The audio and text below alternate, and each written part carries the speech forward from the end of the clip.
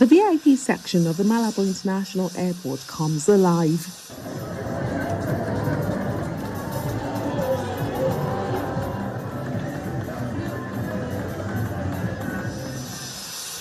President Bola Tinubu of Nigeria arrived in Equatorial Guinea just after 2 p.m., beginning a 3-day state visit.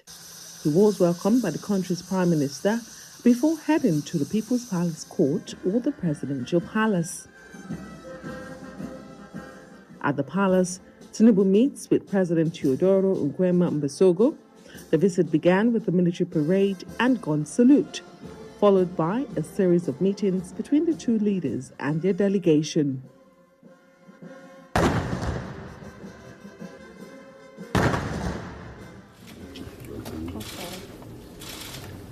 The discussions resulted in new agreements covering oil and gas, security, and economic cooperation.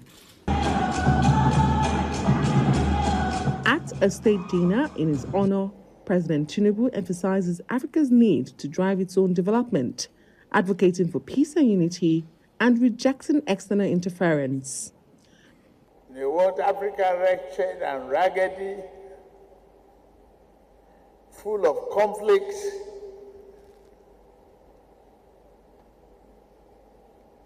antagonism of one another.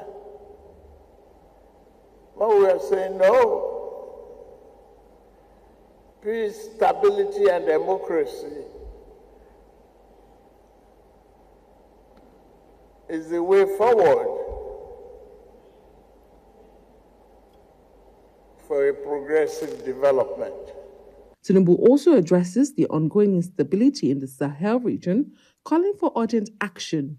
He highlights issues such as brain drain, governance, and tribalism as barriers to progress on the continent.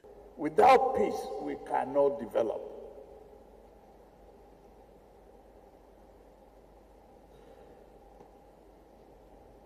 Our problem is not that we don't understand what to do. We identify them, we understand what to do.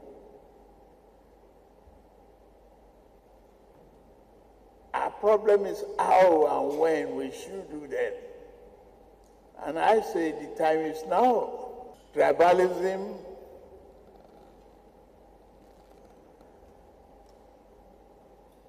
has no place in Africa.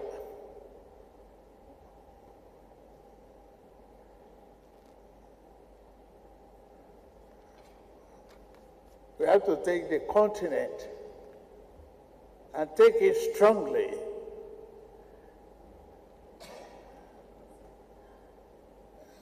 And both keys together help one another, develop our resources for our progress.